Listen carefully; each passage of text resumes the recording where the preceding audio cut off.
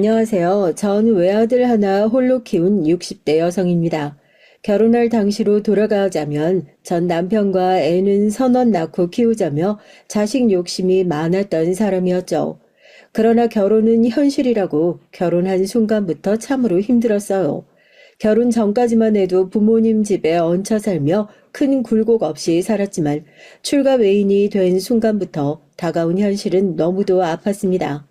남편은 여유가 많은 사람이었어요. 금전적으로 여유가 많으니 본인만 믿고 따르라 했고 살림만 하면 된다고 했었죠. 그러나 막상 결혼을 해보니 가진 건 정말 하나도 없었고 둘이 살 수 있는 단칸방 하나 새 들어가는 것이 전부였습니다. 이런 현실 속에서 도대체 뭘 어떻게 해야 하는지 막막함에 아이를 낳을 엄두도 내지 못했죠. 저희 두 사람 하루에 밥 한 끼 먹는 것도 어려운 수준이었고 남편은 나가서 일을 한다고 내내 나가 있었지만 월급을 가져오는 게 없었습니다. 도대체 일을 하는데 왜 월급이 없는 거야? 당신 밖에서 뭐 하고 다니는 거야, 지금? 뭘 뭐 하고 다녀? 일하고 다니지. 월급 조금 있으면 준대. 그러니까 보채지 말고 좀 기다려. 나라고 돈 안 들고 오고 싶겠어? 나한테 무슨 일 하는지도 안 알려주고 돈도 못 받아오고 어떻게 마냥 기다리냐고 도대체. 당장 오늘 먹을 것도 없는데 나가서 일도 못하게 하고 나들 어쩌라고. 알아서 할 테니까 좀 기다리라고 말하잖아. 아, 왜 이렇게 못 챙긴 거야? 도대체 그렇게 닥달하면 없던 돈이 생겨? 나와? 남편은 제게 직업도 말하지 않았고 돈도 주지 않았지만 보채지도 말라고 했어요. 이 답답한 상황에 덜컥 아이가 생겨 전 막막했지만 속도 모르는 남편은 그저 기뻐하기만 했습니다. 기뻐하는 저 모습을 볼 때면 속이 터질 듯 답답했어요. 그럼에도 날은 지나고 애는 태어났고 이때부턴 더 처참했습니다. 도저히 이렇게 살다가 애를 굶겨 죽이겠다 싶어 애를 업고 나가서 닥치는 대로 일을 했죠. 그렇게 애를 먹이고 겨우겨우 살아내는데 제가 일하는 걸 알게 된 남편은 일하는 곳으로 찾아와 난리를 쳤죠. 서방을 얼마나 우습게 생각하면 이런 짓을 해? 내가 돈 준다고 했어 안 했어? 당장 손 떼서 집을 안 가? 조용히 집에서 살림이나 할 것이지. 팔랑 까져가지고 어디 여자가 밖으로 돌고 있어? 그것도 애를 얻고 말이야. 그럼 어떡해. 당장 애 먹일 것도 없는데 돈 몇 푼이라도 벌어야지 집에 가만히 숨만 쉬고 있어? 이거 싫으면 일하는 게 그렇게 꼴보기 싫으면 당신이 돈을 줘야지. 남편과의 대화는 늘 이런 식이었고 전 크게 싸우더라도 모든 것을 무시하고 밖으로 나가 일을 했어요. 그러던 중 아이가 두 돌을 맞이했을 때 남편의 소식이 끊겼습니다. 하루아침에 증발하듯 사라져버린 사람이 그래도 남편이라고 수소문도 하고 경찰에 신고도 했어요. 그렇게 한 달가량 기다렸을 때 경찰을 통해 소식을 들을 수 있었죠. 제가 전달하기 좀 어려운 내용이지만 실종도 사고도 아니고 본인이 나간 게 맞다고 하더군요. 이혼을 원하신다고 각자 알아서 살자고 전하셨습니다. 이렇게 사는 게 지긋지긋하다며 박차고 집을 나간 남편이었어요. 누가 하고 싶은 말인데 정말 억울했죠. 저 사람과 결혼만 하지 않았다면 이렇게 비참하게 살 이유도 없는데 속이 터질 듯 답답했습니다. 그렇지만 제겐 핏덩이 같은 아들이 있었고 애를 먹여 살리려면 하루도 멈춤 없이 앞만 보고 달려가며 살아야 했어요. 그 시대의 홀어머니는 다 똑같았지만 자식놈 먹여 살리겠노라 열심히도 살았죠. 이른 오전인 4시부터 밤 9시까지 제가 할 수 있는 일은 다 했고 그 덕에 애들이랑 둘이 어떻게든 풀칠은 하고 먹고 살았나요. 그나마 아들이 공부에 뜻이 있어서 그거 뒷바라지 좀 해주면서 사는 게 제 인생의 낙이었습니다. 전 이렇게 부족하게 살았지만 제 아들은 꼭 성공할 거라는 희망도 있었고요. 아버지도 안 계시고 형제도 없는 외아들이라 숫기가 없었지만 그래도 저희 모자는 서로를 의지하며 잘 살았어요. 아들이 대학을 가면서 서울로 기숙사를 들어가야 했는데 그때 제게 그러더군요. 엄마 서울로 같이 가자. 어차피 난 계속 서울에서 터 잡고 살아야 하는데 엄마 혼자 여기 두고 가는 것 같아서 싫어. 내가 직장을 다녀도 서울일 거고 결혼을 해도 서울일 거니까 같이 올라가. 서울 집값이 얼마나 무시무시한데 거기서 어떻게 살아. 그러지 말고 얼른 가서 자리 잡고 살아. 여기가 네 고향이기도 하니까 종종 내려와서 쉬고 그러면 좋지 뭐. 서울까지 갈 형편이 아니었기에 전 거절했지만 아들은 그간 일하면서 모은 비상금이라며 내줬고 함께 가자고 했습니다. 그렇게 어쩌다 보니 모든 걸 정리하고 함께 서울로 향하게 됐어요. 처음 서울에서 살았던 집은 꽤 허름했지만 그래도 운이 좋게 방 2개짜리 빌라를 좋은 곳을 얻었죠. 거기서 살며 전 식당에서 홀 서빙을 하며 돈을 벌었고 아들은 열심히 공부를 하고 그렇게 취업을 했어요. 아들이 취업을 하고 대출을 받아 저희 가족이 처음으로 아파트에 살게 됐습니다. 그간 저 홀로 힘들게 키워준 것에 대한 보답으로 꼭 아파트를 해주고 싶었다고 해요. 아파트 살기가 얼마나 편한지 몰라. 이제 여기서 편하게 살아, 엄마. 그래야 내 마음이 놓일 것 같아. 뭘 이렇게까지 좋은 집을 해주고 그래. 너 이제 장가갈 준비하기도 빠듯한데 엄마는 해줄 수 있는 것도 없어서 미안해 죽겠구만. 나 이렇게까지 살 수 있도록 해준 게 엄마잖아. 엄마 정말 뼈를 갈아서 나 키운 거 내가 제일 잘 아는데 고작 이 아파트가 뭐라고. 제 아들이지만 참 속도 깊고 반듯하게 잘 커져서 감사했습니다. 아들은 이제 힘든 일도 그만하라고 했지만 집에서 노느니 돈이라도 벌어야지 싶어서 전 식당에서 일하는 걸 멈추지 않았어요. 내내 일을 하니 힘들긴 했지만 그래도 통장에 돈이 쌓이는 걸 보면서 마음의 안정을 찾을 수 있었습니다. 언젠가 아들이 장가를 갈 때 뭐 하나라도 해주고 싶은 마음으로 열심히 벌었죠. 드디어 평온한 하루하루를 보내던 중 궁금하지도 않던 소식을 듣게 됐어요. 바로 남편이 죽었단 소리였죠. 제 연락처를 어떻게 알았는지 형님께서 연락이 왔더라고요. 그래도 한때 부부였고 돈만 아니었으면 같이 살았을 거잖아. 남편이 아버지가 저 세상 갔다는데 얼굴 비출 거지? 가족들이 자리를 지키고 있어야 마음 편히 갈 것 같아서 연락했어. 누가 가족이에요. 고작 3년 같이 살고 지금 세월이 20년이 흘렀으면 남이죠. 애 홀로 아득바득 20년 넘도록 이악 물고 살 땐 나몰라라 하더니 이제 와서 가족이요? 그 사람이 죽었든 살았든 전 관련 없네요. 남의 연락처 함부로 알아내서 이런 연락하지 마세요. 아무리 그래도 애 아빠인데 너무한 거 아니야? 사람이 죽었다는데 와서 얼굴 비추고 인사라도 할 수 있는 거잖아. 그러니까 사람이 죽었으면 그렇게라도 했겠죠. 저한테 그 사람 사람도 아니니까 이런 말 자체를 하지 마시라고요. 얼마나 처참하고 힘들게 살았는데 본인이 다 일 저질러 놓고 나 몰라라 혼자 살겠다고 도망간 사람을 제가 왜 챙겨야 됩니까? 알아서들 하세요. 저는 저 연락을 받고 끔찍하게 싫었어요. 지난날 아들과 함께 하루아침에 버려져 숨막힐 듯한 하루하루를 살아난 기억이 떠오르기 시작했죠. 죽어도 가기 싫었지만 아들에겐 이 사실을 말해주고 선택권을 줘야겠다 생각했습니다. 저는 저고 아들은 또 아들이니 말이죠. 고모한테 연락 받았는데 아버지가 운명하셨다고 하네. 장례식장이랑은 알아뒀으니까 가서 인사드리고 와도 괜찮다. 엄마, 뭘 그렇게 힘들게 얘기해. 그리고 난 아버지에 대한 기억조차 없는데 이제 와서 아버지라고 가는 게 더 웃기지. 엄마가 어떻게 살았는지 뻔히 아는데 난 진짜 정도 없어서 궁금하지도 않아. 엄마 때문이면 상관없으니까 다녀와. 평생 가슴에 후회로 남지 말고 내 자식 가슴에 그런 한 맺혀 있는 거 정말 싫어. 그런 거 아니고 정말 내가 왜 가야 하는지 모르겠어. 나한테 해준 거라곤 나 태어나게 해준 거 말곤 없잖아. 아버지라 불러본 적도 없고 아무 기억이 없어서 그냥 남 같아. 아들에게 선택의 기회를 줬지만 전혀 원치 않기에 저희 모자는 그렇게 장례식에 가지 않았습니다. 속으론 생각했던 것 같아요. 이렇게 가족도 뭣도 없이 떠날 처지로 살 거면서 뭐 잘났다고 우릴 버리고 나가서 이런 꼴로 죽어. 나한테 무슨 일인지 솔직하게 말하고 같이 하나씩 해결했으면 좋았잖아. 솔직하지 못한 인간아. 죽어서는 똑바로 살아.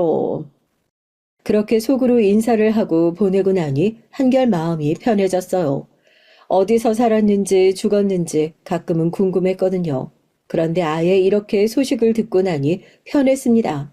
이 소식을 들은 후 아들과는 더 끈끈해졌고 둘 다 홀가분하게 하루하루를 보냈어요. 제 아들이지만 참 잘 커져서 늘 고마웠습니다. 일을 하기에도 바쁜 일주일인데 주말이면 꼭 봉사활동을 하러 나갔죠. 어려운 이웃을 돕기도 하고 연탄 봉사를 하기도 하고 보육원에 가서 손길이 필요한 아이를 돕기도 했어요. 그렇게 봉사를 하고 오면 마음이 참 편해진다고 했죠. 한편으로 전 이런 아들이 대견하면서도 걱정스러웠습니다. 점점 홍기가 차고 있는데 연애하는 꼴을 본 적이 없었어요. 저희 때와는 다르게 시대가 많이 변했기에 결혼을 안 하고 살아가는 청년들도 많았지만 전 제 아들이 따뜻한 가정을 꾸리고 살길 바랐습니다. 애미로서 홀로 채워주지 못한 그 가족의 정을 느꼈으면 좋겠더라고요. 인생에 동반자가 있다는 게 얼마나 좋은 일인지, 또 자신을 닮은 자식을 낳아 기른다는 게 얼마나 큰 행복인지 말이죠. 한 번도 아들의 연애 사업에 관심을 둔 적이 없었지만 슬쩍 말을 꺼내기 시작했습니다. 우리 아들은 이렇게 잘생기고 잘 나가는데 왜 좋은 여자가 없을까? 우리 아들이 연애는 안 하는 거야? 엄마가 몰라서 그렇지 나 연애 많이 했어. 결혼도 할 생각이지만 아직 인생의 동반자로 함께 갈 사람 못 만나서 못하고 있는 거니까 우리 박 여사 걱정 마시게. 그래? 지금 만나는 사람은 있는 거야? 지금도 만나는 사람 있는데 내 느낌이 맞다면 이 사람과 결혼을 하고 싶기는 해. 그런데 결혼은 신중하게 선택할 문제니까 조금 더 지켜보려고. 아들의 말에 너무 기뻤죠. 역시 자식 잃은 부모가 다 모른다고 하더니 제가 모르는 사이에 연애도 하고 있었다는 게 좋았습니다. 혹여나 여잘 만나지도 않고 홀로 저렇게 지낼까봐 너무 걱정했는데 어디까지나 제 걱정이었다는 걸 알고 좋더라고요. 그로부터 한 달 후 아들은 드디어 제 소원을 이루어 주었어요. 결혼을 전제로 만나고 있다던 아가씨를 집으로 인사시키러 왔더라고요. 둘은 봉사를 하며 만났다고 하더니 참 선하고 싹싹하고 미소가 아름다운 아가씨였죠. 세상에 이렇게 고운 아가씨가 다 있네 그래. 아휴 너무 고마워요. 우리 아들 옆에서 함께 해줘서 내가 너무 고맙네. 난 홀시엠이라 반갑진 않겠지만 나 혼자 먹고 살 노후자금도 다 꾸려놨으니 아무 걱정 말고 두 사람만 잘 살아요. 어머님, 저희가 결혼하면 이제 한 가족인데 그런 서운한 말씀이 어딨어요. 한 가족이니까 같이 힘든 것도 공유하고 좋은 것도 공유하면서 그렇게 살았으면 좋겠어요. 세상에 말도 어쩜 이렇게 이쁘게 할까. 내가 참 행복해서 눈물이 다 날 것 같네. 참 고마워요. 우리 아들 선택해줘서. 며느리는 정말 요즘 세상에 없을 인물이었습니다.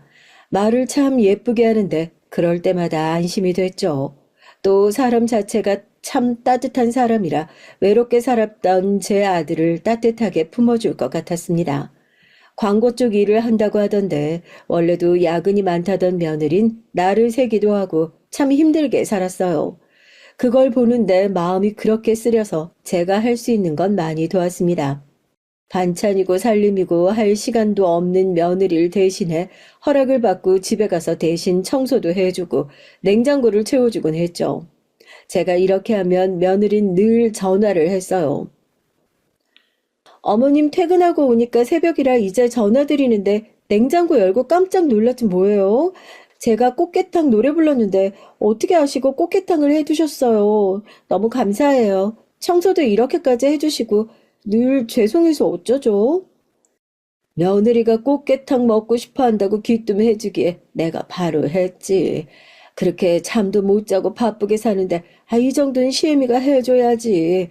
미안해 하지 말고 밥 꼭 챙겨 먹고 쪽잠이라도 꼭 자야 돼. 안 그러면 건강 다 잃는다. 알겠지? 며느리는 늘 제게 감사함을 표현했고 전 그걸로 상관없었어요. 대가를 바라고 한 것도 아니란 말이죠. 며느리가 집안에 온 이후 확실히 아들과의 분위기도 달라졌거든요. 이전보다 훨씬 밝아지고 서로 웃으며 대화를 나누는 일도 많아졌고요. 또 아들이 혼자 살 때보다 며느리의 손길이 닿으니 훨씬 깔끔하고 단정한 차림새가 자주 보여 좋았습니다.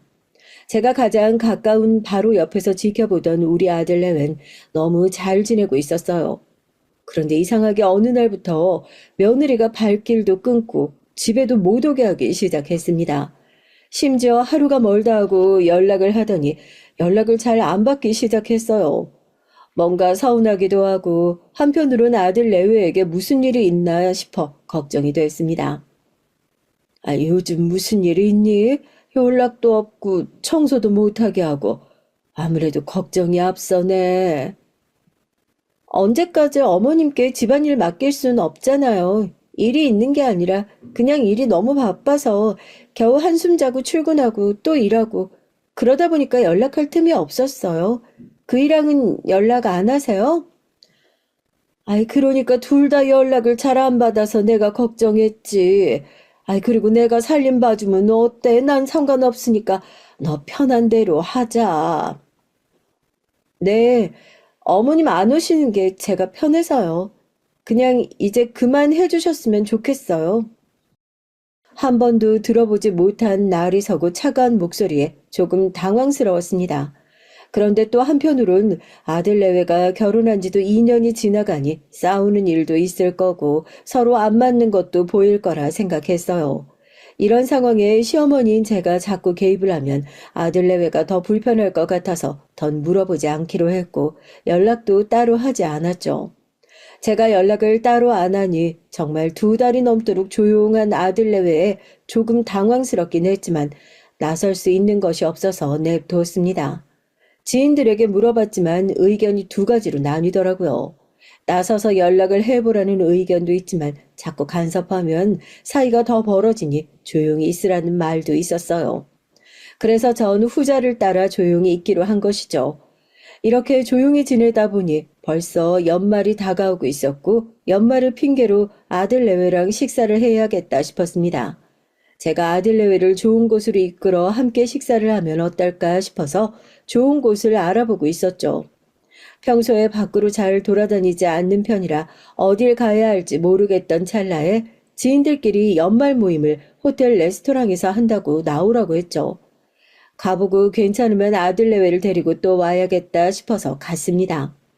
오랜만에 좋은 곳에서 식사를 하는 거라 보는 것만으로도 참 기분이 좋아지더라고요. 약속 시간보다 조금 더 먼저 도착해 호텔 곳곳을 둘러보던 중 멀리서 며느리가 보였어요.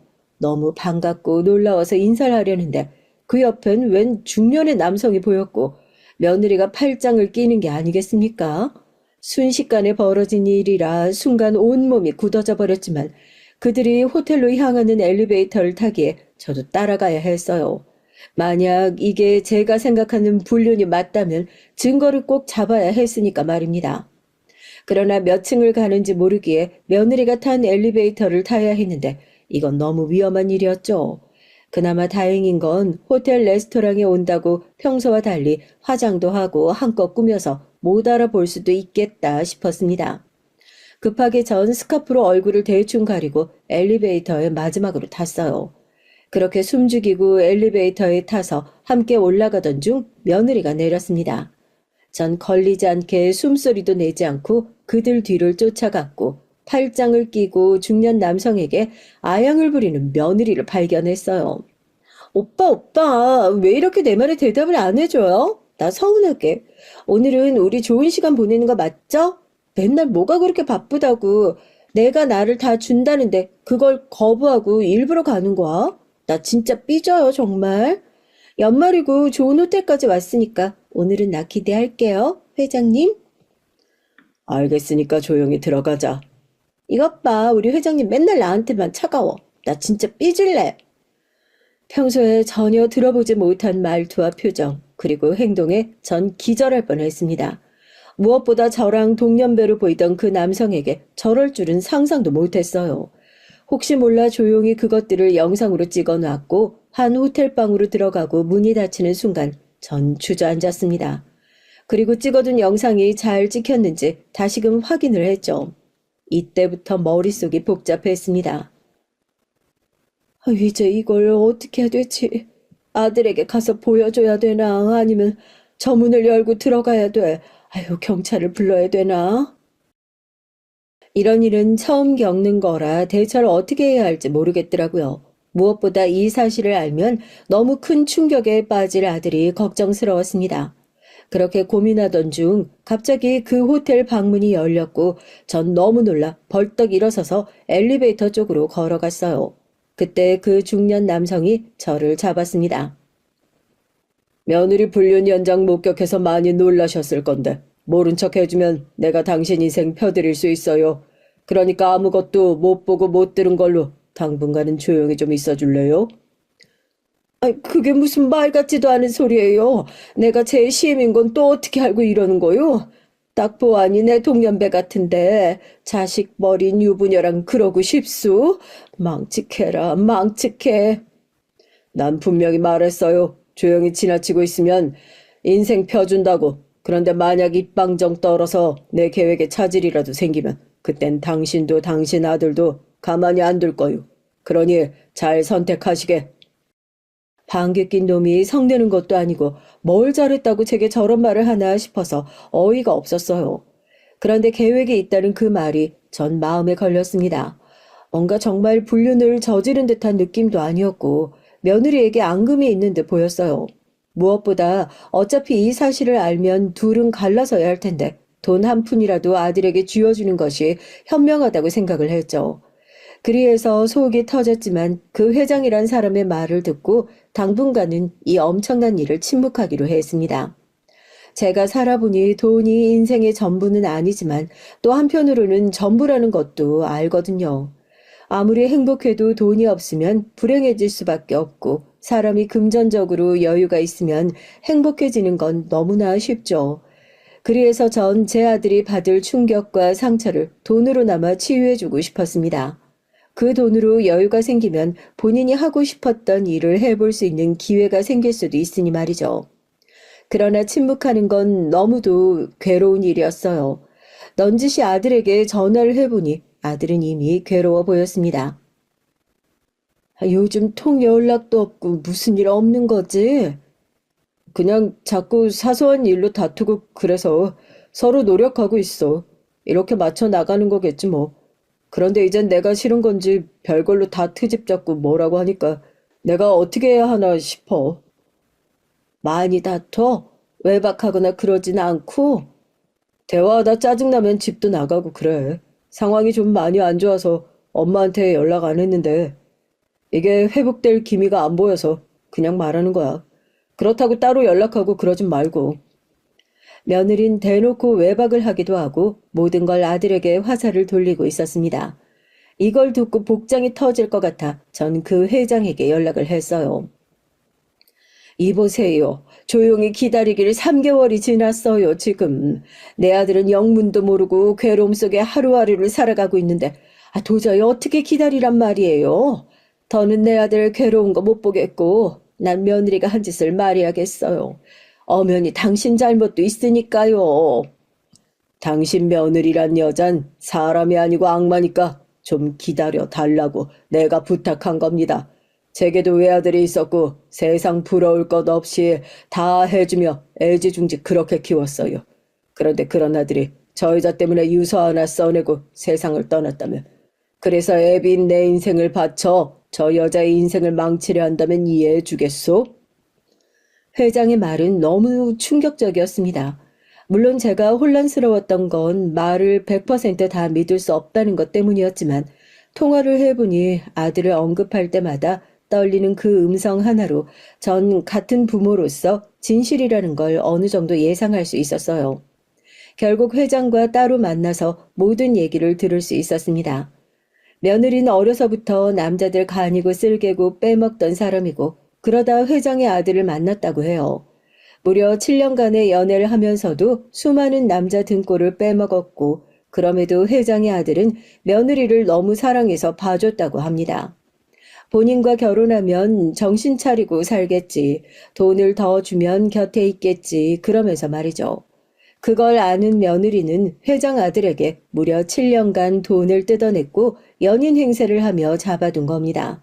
그리고 결정적으로 회장 아들이 프로포즈를 하던 날 이런 대화를 나눴다고 해요. 우리 7년간 너무 많은 일들이 있었지만 난 그런 너라도 진심으로 사랑해. 이제 내 아내로서 남은 생을 살아줄래? 내가 너한테 부족함 없이 뭐든 다 해줄 수 있으니까 더는 다른 남자들한테 눈 돌리지 말고 돈이 필요하면 나한테 말했으면 좋겠어. 난 너 하나만 내 곁에 있어주면 그걸로 돼. 우리가 많은 일이 있었지만 7년간 서로 사랑하는 그 마음 하나는 확실했잖아. 나랑 결혼해줄래? 뭔가 착오가 있는 것 같은데 감히 네가 날 소유할 수 있을 거라 생각했던 거야? 그리고 한순간도 널 사랑한 적이 없는데? 수많은 남자들 중 가장 오래도록 7년간 나한테 돈 주던 사람 그 이상 이하도 아니야. 내가 너한테 여자친구란 호칭 쓰지 말란 거 보면 모르겠어? 난 수많은 남자들의 것이지 네 것이 아니야. 프로포즈 이딴 거 왜 하는지 모르겠지만 정신 차리고 살아 너도. 단 한순간도 사랑한 적이 없다고? 우리 7년간 만나왔던 거잖아. 너랑 나랑 기념일도 챙겼고 너 나랑 여행도 다니고 그랬잖아. 기념일을 챙길 수 있는 게 두둑하니까 챙겼던 거고 여행 한번 갔다 오면 네가 용돈으로 챙겨주는 돈이 있으니까 간 거야. 그 모든 건 내 수많은 남자들이랑도 하고 있는걸? 난 그냥 이렇게 살 거야. 편하게 돈 벌면서 나 가꾸면서 그렇게 살 거니까 그만 질척거리고 넌 이제 아웃이야. 며느리의 말에 너무 큰 충격을 받은 회장 아들은 모든 내용을 유서에 담고 스스로 세상을 떠났다고 해요. 그 와중에 며느린 본인 때문에 사람이 죽었는데 온갖 거짓말로 본인을 포장했고 오히려 회장 아들이 강제로 7년간 괴롭힌 꼴로 남아버렸어요. 고인을 욕해도 정도가 있지 참고 참았던 회장 아들은 세상을 떠난 아들이 욕먹는 것 자체가 견딜 수 없어 긴 시간 제대로 된 복수를 하기 위해 며느리에게 접근을 했던 겁니다. 며느리는 아주 단순했기에 돈 많이 주는 남자라면 몸과 마음을 다 바쳐 헌신을 했더라고요. 즉각적으로 며느리 인생을 망치려 생각도 했지만 그 당시에 며느리는 잃을 것이 단 하나도 없었다고 해요. 빚쟁이의 온갖 남자들에게 오빠 오빠 해가며 피 빨아먹는 인생을 망쳐봤자였기에 최선을 다해 망치기 위해 긴 시간을 노력한 거죠. 직업도 없던 며느리에게 접근해 다른 남자들을 싹 정리하라고 하는 거를 시작했답니다. 난 다른 남자랑 겹치는 꼴 못 본다. 보는 즉시 넌 몇 배로 나한테 돈을 물어야 할 거야. 다 정리하고 우리 회사로 들어와서 일해. 낙하산으로 꽂아줄 테니 일하면서 나랑만 지내도록 해. 회장님, 그게 정말이에요? 저 정말 다 정리해도 그만큼 돈 주시는 거 맞죠? 내 말만 잘 들으면 네 앞으로 차 여러 대 한강뷰 집에 살고 세도 받게 해줄게. 스케일이 남다른 회장의 말에 며느린 정말 모든 남자를 싹 정리했다고 합니다. 그러던 중 도대체 제 아들과 왜 결혼을 한 것인지가 궁금했는데 여기서 그 의문이 풀렸죠. 며느린 잠시나마 제 아들을 정말 진심으로 사랑했던 거였어요. 광고회사를 다니며 사회생활을 하고 사람들과 어울리다 보니 본인도 평범한 인생을 살고 싶어진 겁니다. 회장은 바로 이런 걸 노려서 일을 하도록 시킨 거였고요. 일을 다니며 직장 동료 권유로 함께 봉사를 하다 제 아들을 만났고 정말 진심으로 사랑해주는 남자를 보니 한순간 모든 걸 정리하고 싶었던 거예요. 회장과의 만남은 적당히 해두고 돈을 받아 결혼을 하려던 속셈인데 그게 어긋나서 결혼부터 덜컥 한 겁니다. 아들이 차분히 모은 돈이 넉넉하게 있어서 며느리가 금전적으로 부담 가질 상황은 아니었거든요.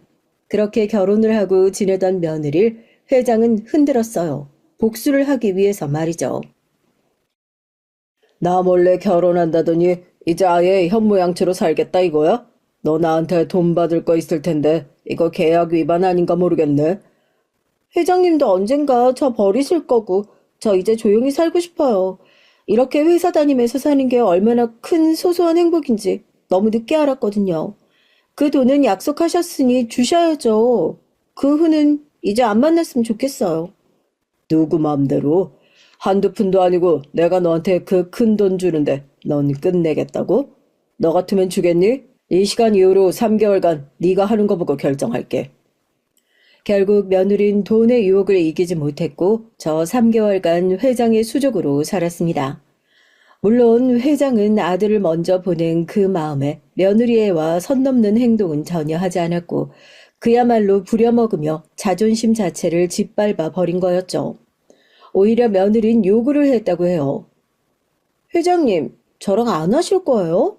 결국 돈 주는 이유가 남자들 다 똑같은데 회장님은 도대체 왜 그러시는지 모르겠네. 저랑 딱 시간 보내시면 마음이 달라지실 텐데요. 내가 원할 때 하는 거니까 선 넘는 말 하지 말고 하라는 대로는 해. 며느리는 오직 돈을 받기 위해서 회장에게 최선을 다했고 드디어 때가 왔다며 회장은 제게 연락을 했습니다. 이해하고 기다려주셔서 감사해요. 드디어 때가 왔네요. 아드님 이혼하시는 것에 문제 없도록 저희 변호사 보낼 거니까 도움 받으시면 됩니다. 그리고 두 분 이사하실 집도 계약해뒀어요. 요즘 가장 유행한다는 인테리어로 꾸며놨는데 마음에 안 드시면 말씀해 주시고 내일 당장 들어가셔도 됩니다. 뭘 이렇게까지 하세요? 그저 우리 아들 이혼 잘하고 아들 하고 싶은 거 할 수 있게만 도와달라고 한 건데 지금 사는 집도 멀쩡한데 이사는 무슨 이사요? 아드님이 제 아들이기도 해서요. 못해준 거 다 해주고 싶어서요. 저는 또 황당한 말을 듣고 어안이 벙벙했습니다. 제 아들이 회장의 아들이라니 이건 또 무슨 말인가 싶었죠. 제 아들과 회장의 아들은 선후배 사이로 각별했고 주위 사람들에겐 그야말로 형제처럼 지냈다고 해요. 실제로 회장 아들이 7년간 며느리 때문에 힘들 때 유일하게 굳은 말 없이 곁을 지킨 게 제 아들이었고 남긴 유서도 제 아들에게 전해졌다고 합니다. 다만 서로 며느리의 얼굴을 몰랐기에 만남이 이어질 수 있었죠. 생각해보니 아들이 힘들어했던 게 떠올랐습니다. 너무 아끼던 선배가 먼저 가버렸다고 괴로워하던 그 순간 말이죠. 아드님이랑 결혼하는 걸 알았더라면 뜯어 말렸을 텐데 너무 늦게 알았어요. 제 아들이랑 각별했던 사람이 아드님이란 걸요. 그걸 알았을 때 두 사람은 이미 결혼해서 살고 있었고 그래서 전 제 복수로 아드님이 다치지 않도록 최대한 노력한 겁니다. 제 아들에 대한 복수를 대신하고 나면 아드님께 최대한으로 보상하려고 했고 이게 고작 한강뷰 아파트의 현금 그리고 이혼 돕는 거지만 이걸로 그치지 않고 아드님이 인생 사는 내내 제가 대신하고 싶어요. 제 아들에게 못해준 걸 대신요. 도대체 이게 다 무슨 소린지 정말 알 수가 없네요.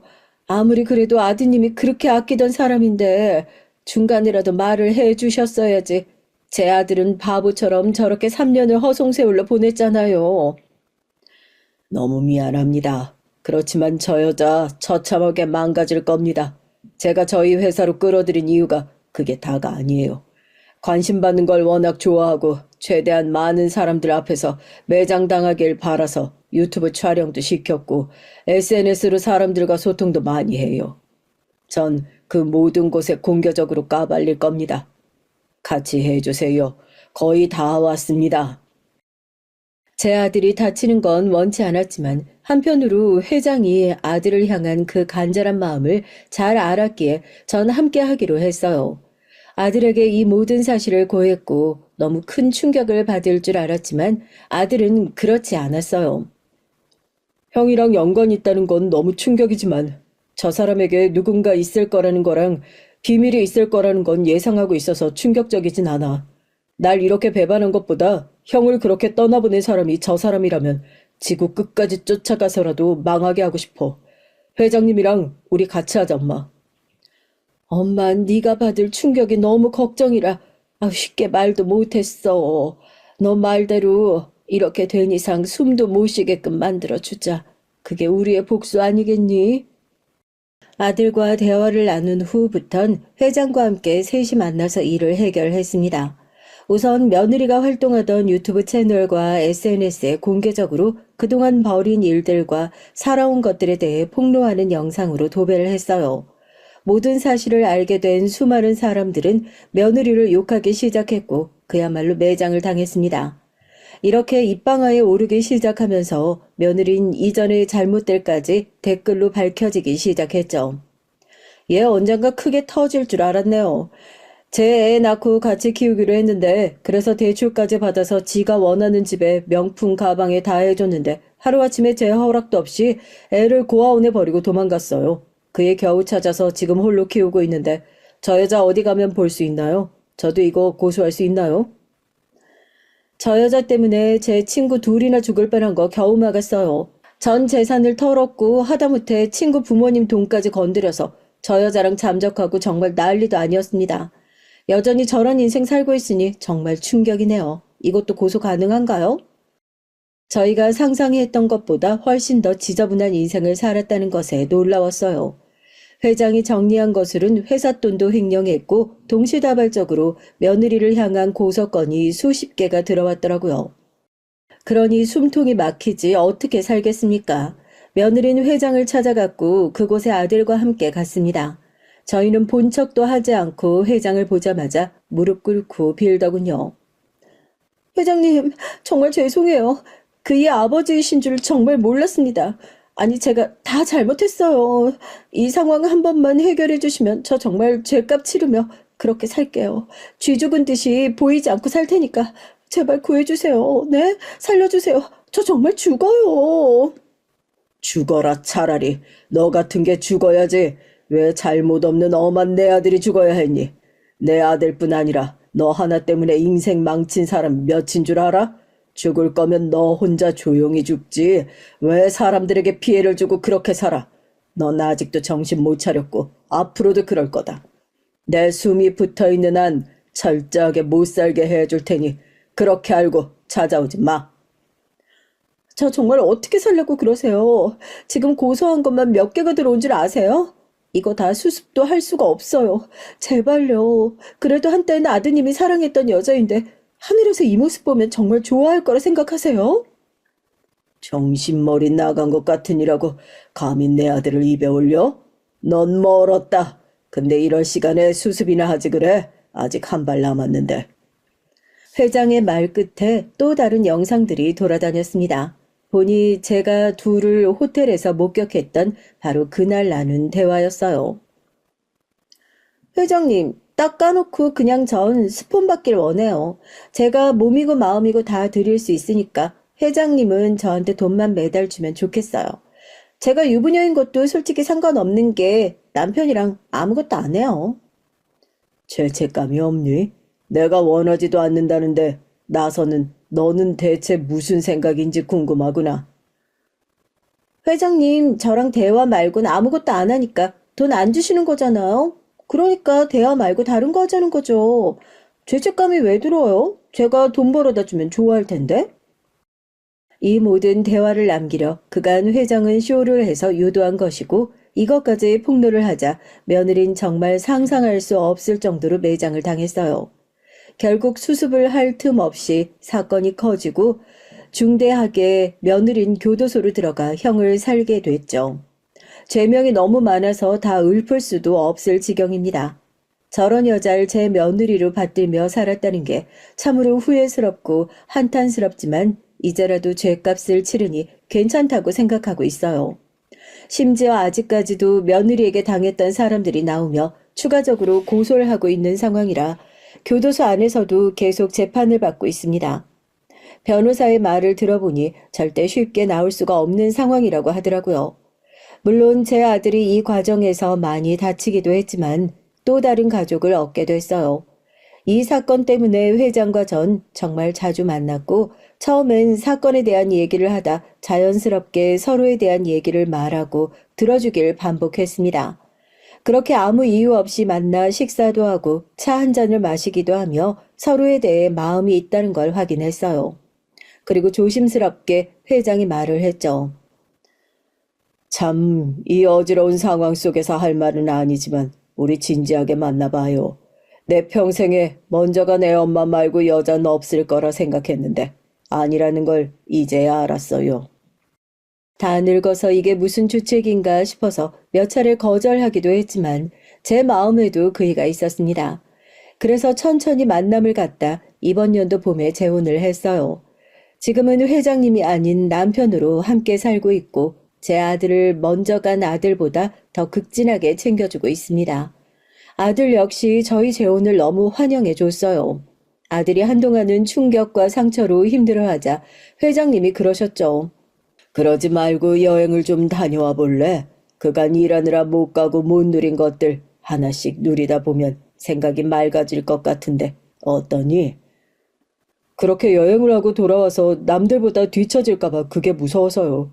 여행은 하고 싶지만 너한테 이 애비가 있는데 뭐가 문제야? 다녀와서 회사 그만둬도 상관없고 사업을 해도 괜찮아. 네가 하고 싶은 건 뭐든 다 좋으니 이자라도 누리면서 살아라. 애비 좋다는 게 뭐야? 엄만 내가 챙길 거니까 이제 네 인생 살았으면 좋겠다. 그렇게 회장님의 설득으로 아들은 무려 1년간 세계 여행을 다녀왔어요. 그 1년간 저희 부부는 단둘이 오붓하게 시간을 보내며 더욱 각별한 사이가 됐습니다. 그렇게 1년 후 돌아온 아들은 어딘지 모르게 정말 씩씩하고 밝아진 모습이었어요. 그리고 저희에게 말했죠. 아버지 어머니 저 하고 싶은 게 생겼어요. 너무 맛있는 음식들을 먹어보니 제가 만든 음식을 누군가 맛있게 먹어주면 좋겠더라고요. 이제라도 공부해서 제 가게를 오픈해보고 싶어요. 많은 사람들에게 판매도 하고 또 어려운 이웃들에겐 무료 나눔도 하고 싶어요. 그래 좋다. 차분히 하나씩 준비해보자. 참 마음씨가 곱단 말이야. 무료 나눔하는 게 쉬운 일도 아닌데.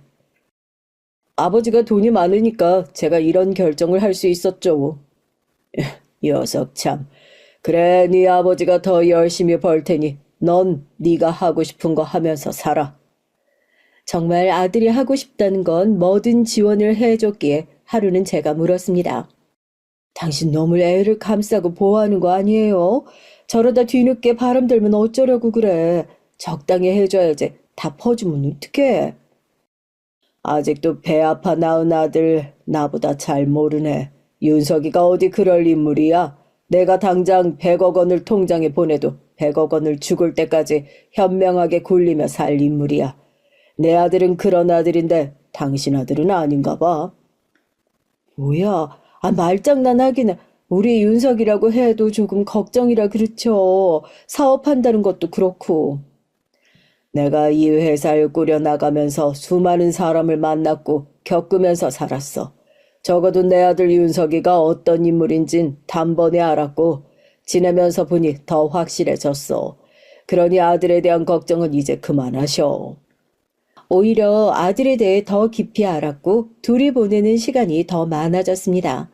이렇게 행복해도 괜찮을까 싶을 정도로 행복할 때 집에 편지 한 통이 날아왔어요.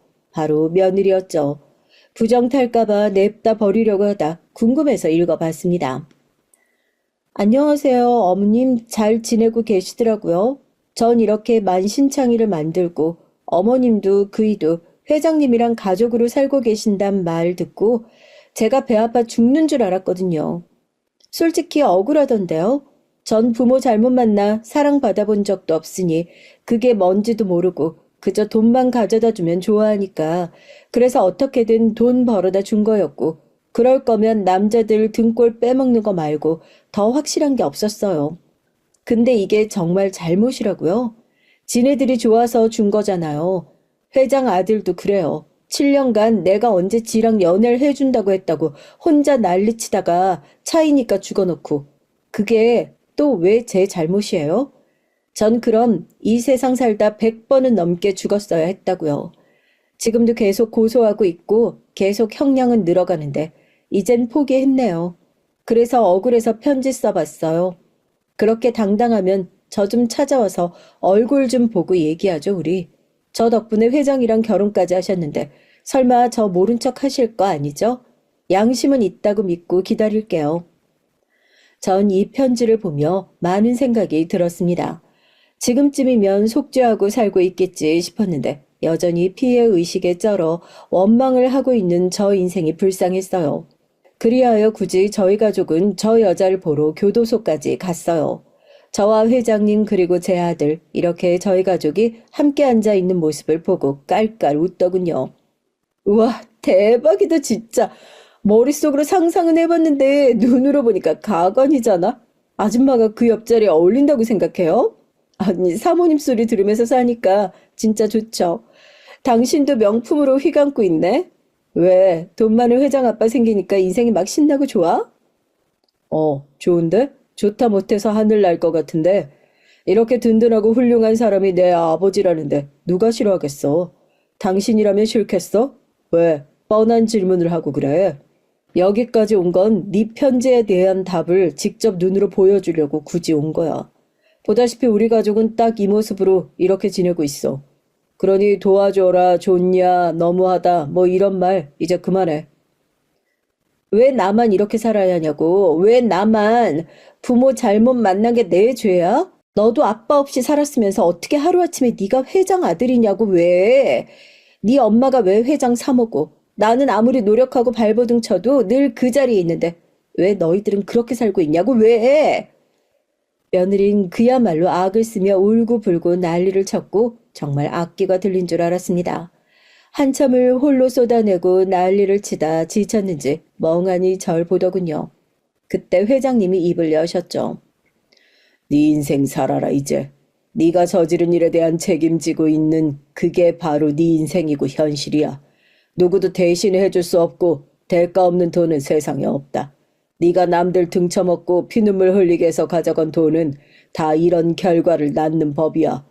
정말 돈이 많아져야 행복한 것이 네 인생이라면 남의 피땀 눈물을 훔치지 말고 네 스스로 피땀 눈물 흘려서 벌길 바래. 지금도 네 얼굴과 목소리만 들어도 소름 끼치고 역하지만 그나마 너보다 어른으로서 한마디 하고 가마. 두 번 다시 내 가족들에게 연락하지 말고 내 가족들 건드리면 지금보다 더 처참한 인생 살게 될 거니 기대해. 회장의 말 끝에 악을 쓰며 울었습니다. 너무 억울하다면서 난리를 치는 바람에 교도관의 제지를 받기도 했죠. 가만히 쳐다보고 있는 제게 악을 쓰며 웃기냐고 묻기에 저 역시 끝으로 한마디 해줬어요. 너의 인생이 참 불쌍하다. 네 부모는 와본 적도 없다고 들었는데 왜 그런 것 같니? 결국 넌 부모를 위해 몸 바쳐 돈 벌어 가져다 줬다고 하지만 전혀 아닌걸.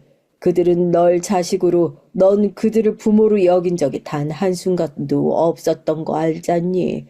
넌 스스로 아무리 부정해도 이미 끝난 사이라는 걸 알잖아. 부모 각자 재혼하고 자식도 있고 네가 준 돈 돌려주고 있다고 들었다.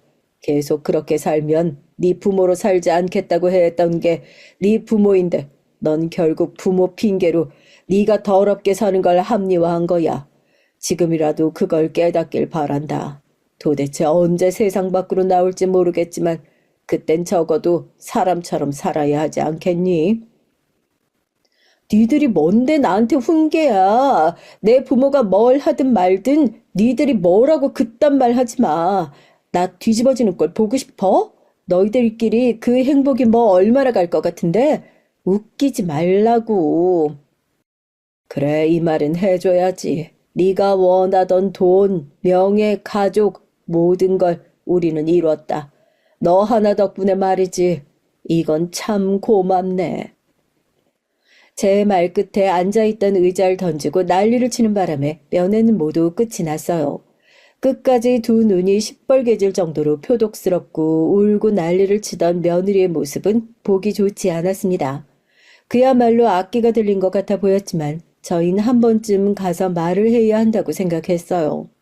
안 그럼 추후 출소 후 저희를 찾아와 괴롭힐 것 같았습니다. 그렇게 묵혔던 말도 시원하게 하고 돌아오니 이제야 가슴속에 자리했던 악한 것들이 전부 사라지는 기분이 들었어요. 돌아오는 길에 저희 가족은 약속 하나를 했습니다.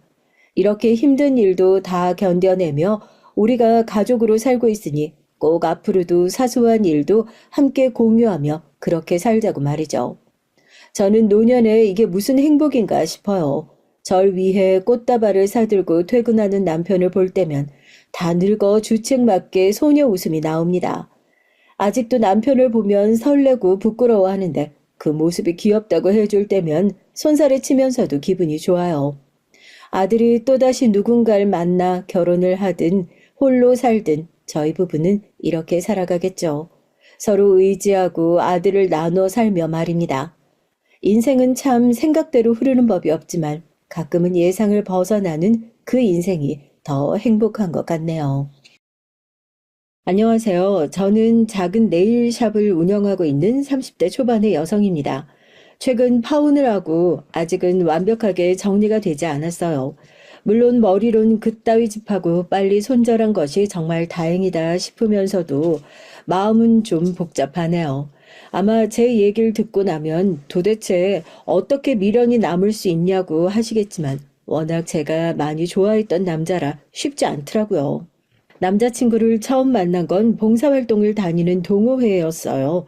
동호회는 중학생 때 아버지를 따라갔다가 제가 더 진심이 되어버린 곳으로 격주로 아동복지시설과 요양원을 가고 있답니다. 대학 시절을 제외하고는 꾸준하게 나오고 있죠. 어느 날 동호회 회장이 과거 자기가 과외 수업을 해준 학생이라고 하면서 남자 하나를 소개했는데요. 그때 데려온 사람이 바로 남자친구였죠. 첫인상은 좀 별로였어요. 머리도 샛노랗게 염색하고 귀고리에 반지까지 하고 있었거든요. 꼭 이마에 나는 양아치입니다 라고 붙여둔 것 같았죠. 그래서 거리를 두겠노라 다짐했었는데 알고 보니 그게 다 저의 선입견이었더라고요. 겉으로 보기엔 위험한 사람 같았는데 막상 봉사활동이 시작되니 아이들하고도 잘 놀아주고 어르신들께도 싹싹하게 정말 잘해서 깜짝 놀랐답니다. 더 놀랐던 건 의사라는 사실이었고요. 동호회에 비슷한 또래는 저와 남자친구 뿐이다 보니 둘이서 자주 얘기를 하게 되고 그러다 연애를 시작했답니다. 저와 생각이 비슷한 점이 많아서 그런지 연애할 때도 크게 싸운 적이 없이 잘 지냈어요. 아마 이렇게 잘 맞는 사람을 또 찾을 수 있을까 남자친구를 만나면서 그런 생각을 참 많이 했죠. 그래서 결혼 얘기도 정말 자연스럽게 흘러나왔고요.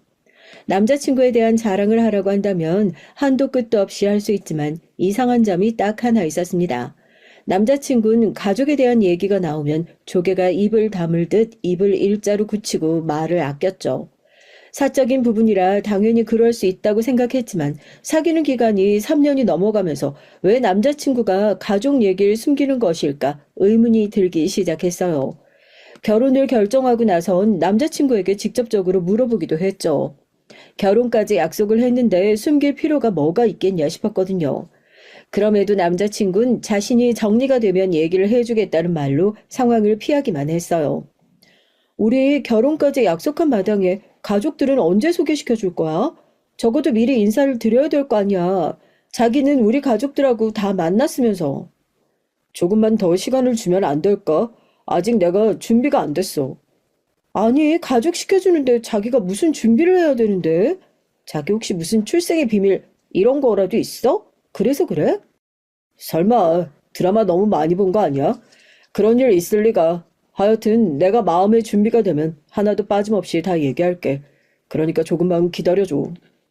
전 피하기만 하는 남자친구가 조금도 이해가 되지 않았지만 어쩔 수 없다는 생각으로 남자친구가 말하는 그 마음의 준비가 끝나기만 기다렸어요. 당시엔 남자친구에게 그 준비는 언제면 다 되느냐고 물어보기도 했는데 나중에 생각하니 참 미안한 일이더라고요.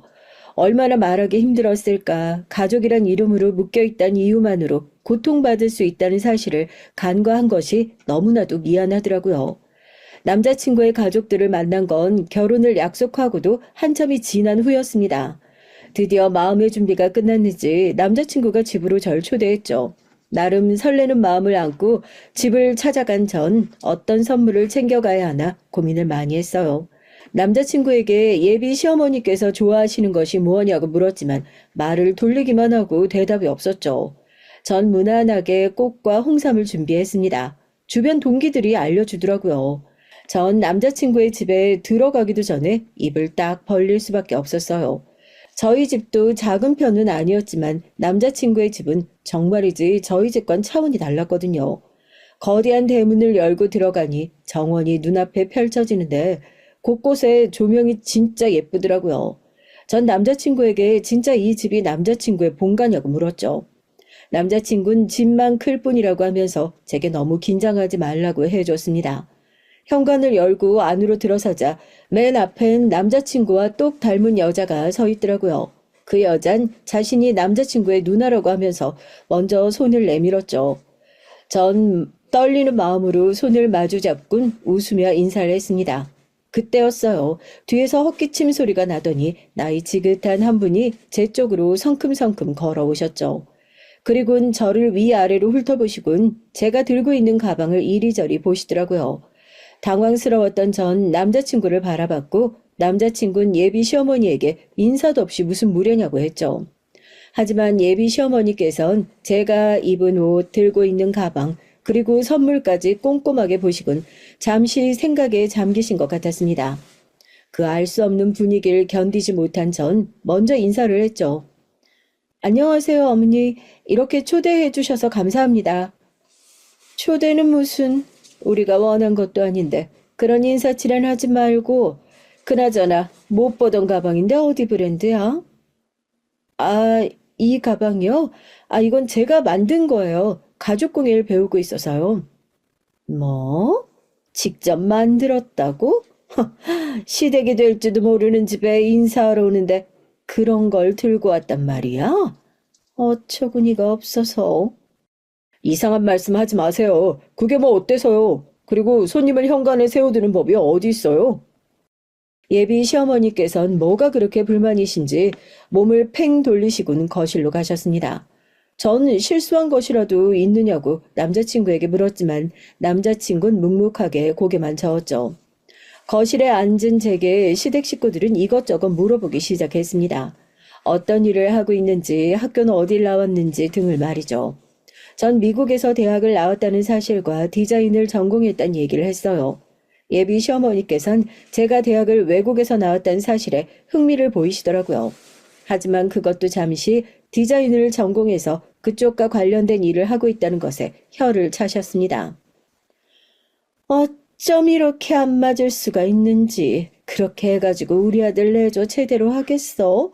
우리 아들 대학병원에서 조교수하고 교수하고 할 텐데 도움이라도 되겠냐고. 걸림돌이면 몰라도. 무슨 말씀을 그렇게 하세요? 제가 대학병원에 남아서 교수까지 올라가는 거랑 이 사람이랑 무슨 상관이 있다고요? 그런 자리가 그냥 되는 건 줄 알아? 내가 너희 아버지 교수 만들려고 얼마나 공을 들였었는데. 그런 내조가 있어야 오를 수 있는 자리야. 실력만으로 되는 게 아니라고. 아휴, 그래서 내가 같은 의사를 만나던가 아니면 의사 가문을 찾아준다는데 기어코. 그 얘기는 하지 않기로 하셨잖아요. 전 이 사람과 결혼할 생각이니 다른 말씀 하지 마시라고 말씀드렸는데 이렇게 하셔야겠어요? 나만 나쁜 사람 만들려고 하는데 길 가는 사람 다 붙잡고 물어봐라. 누가 맞는지. 남자친구와 예비 시어머니께선 제가 보는 앞에서 언성을 높이며 얘기를 했어요. 당사자를 앞에 두고 할 말은 아닐 텐데 예비 시어머니께선 저란 사람이 전혀 없다는 듯이 행동하셨죠. 결국 남자친구가 벌떡 일어나며 저와의 결혼은 통보지 허락이 아니라는 말을 남기곤 절 끌고 나가더라고요. 집을 나와서야 남자친구가 입을 열었습니다. 아무 말도 해주지 못했던 것이 꽤나 미안한 모양이었죠. 전 괜찮다고 어떻게 된 일이냐고 물었습니다. 우리 집은 나 누나까지 해서 다 의사야. 돌아가신 아버지도 의사셨고 외간 병원을 운영하고 계시지. 어머니는 그 병원을 경영하고 계시고. 아, 그래서 어머니께서 집안 얘기를 하셨구나. 어머니가 워낙 의사 가문이라는 프라이드가 높으셔서. 미안해. 기분 상했지? 좋진 않지만 그렇다고 내가 어머니랑 결혼할 것도 아니잖아. 당신이 있는데 뭐. 전 최대한 담담하게 얘기를 했지만 사실 속은 많이 복잡했어요. 예비 시어머니께서 절 보자마자 싫은 티를 팍팍 내시는데 어떻게 좋을 수가 있겠어요. 결혼하면 시집살이 장난 아니겠다는 생각이 들기도 하면서 좀 망설여지기도 했죠. 거기다 환영받지 못하는 결혼이라는 게 얼마나 힘든지 그 누구보다 잘 알고 있었거든요. 저희 언니가 그랬어요. 시댁에서 어찌나 언니를 마음에 들어 하지 않는지 언니는 공무원이랑 결혼을 했는데 그 집안에선 저희가 돈만 아는 상놈의 집안이라고 말을 하며 급이 맞지 않는다는 얘기를 툭 하면 꺼냈다고 해요. 그러면서 뼛속부터 하나하나 다 개졸해야 한다며 언니를 온갖 수업에 밀어넣는 건 물론 언니의 행동 하나하나에도 거친 말을 하시며 언니를 괴롭히셨죠. 결국 언니는 결혼 생활을 1년도 채우지 못하고 이혼을 했어요. 물론 그 모든 일을 저흰 우울증 치료를 받고 있다는 언니의 고백 덕분에 알 수 있었죠. 그런 일이 있었다 보니 예비 시어머니의 반대가 제겐 좀 충격적으로 다가왔어요. 하지만 남자친구는 든든하게 자신만 믿으면 된다고 하면서 우리들만의 결혼을 만들자고 했죠.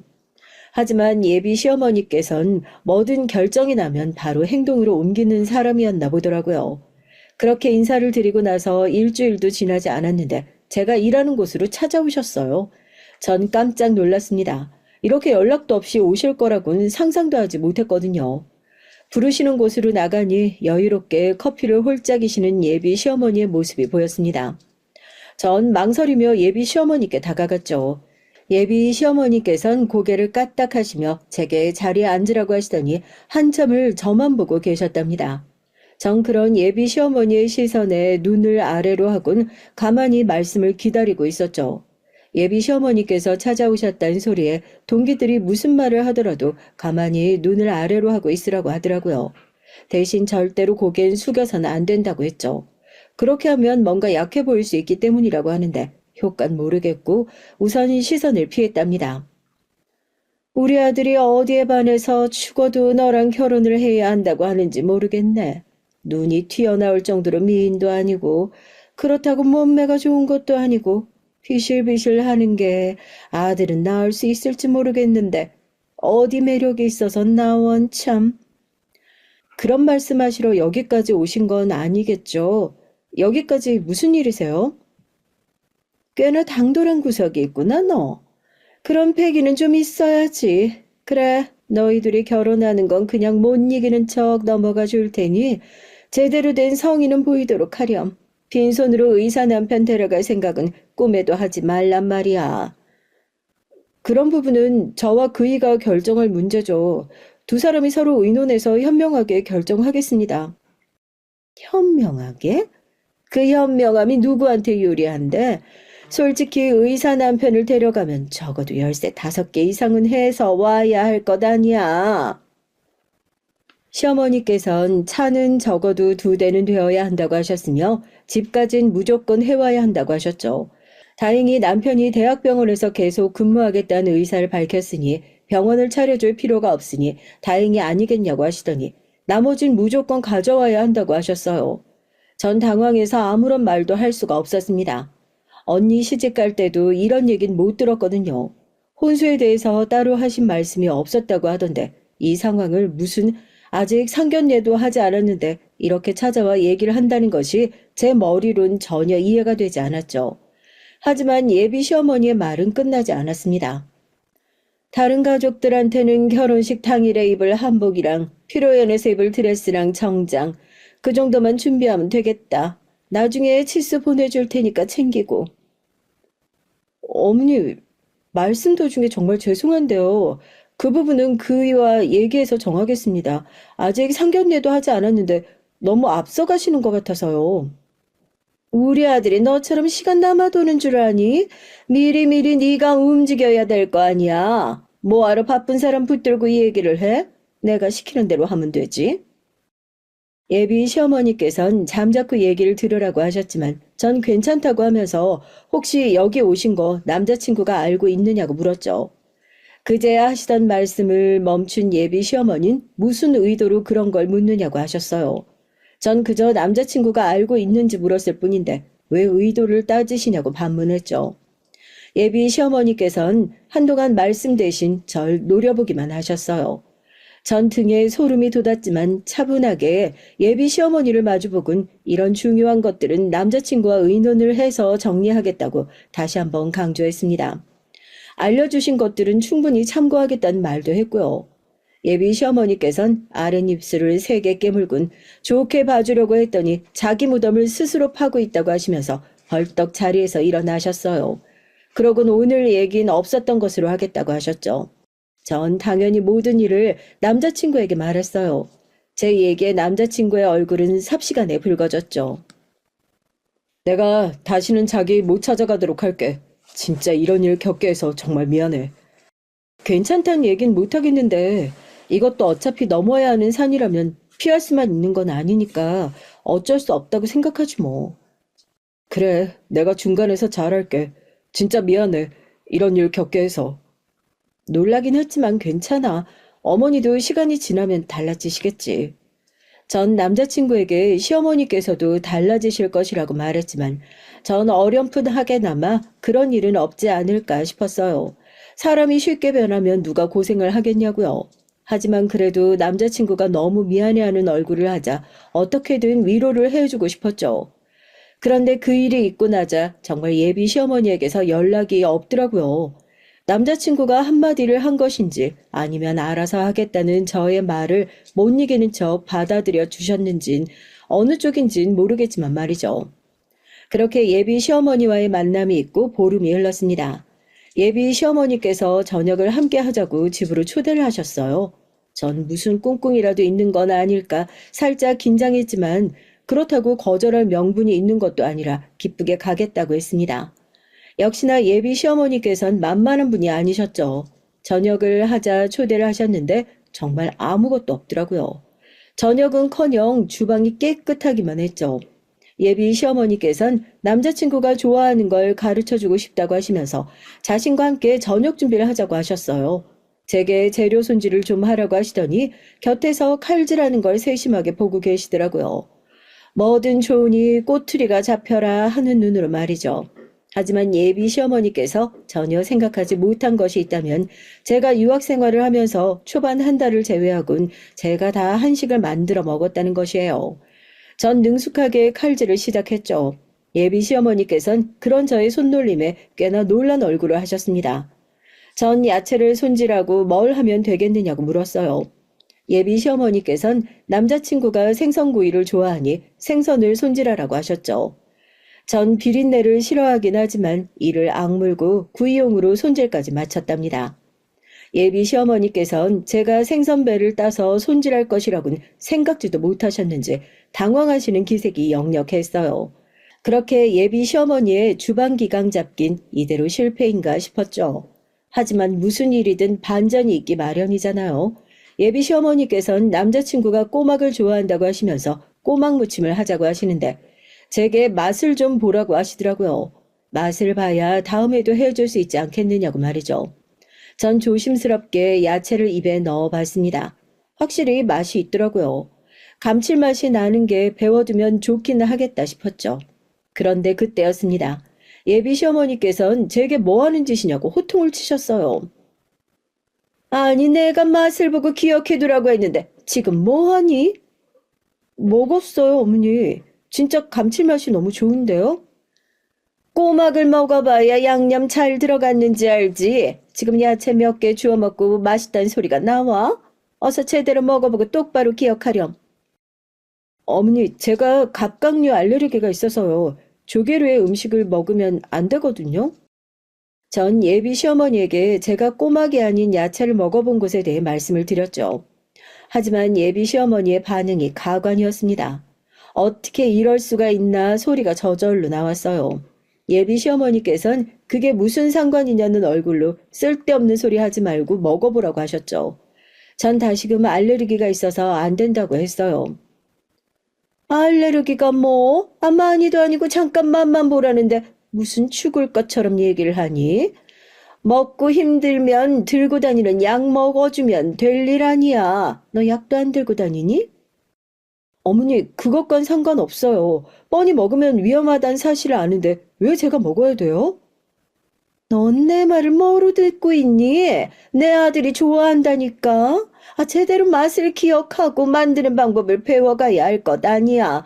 어떤 맛이 나는지도 모르고 만들 생각이야? 그러니까요. 야채 맛 봤다고 말씀드렸잖아요. 지금 어머니 말씀은 저더러 죽으란 소리밖에 안 되는 거 아세요?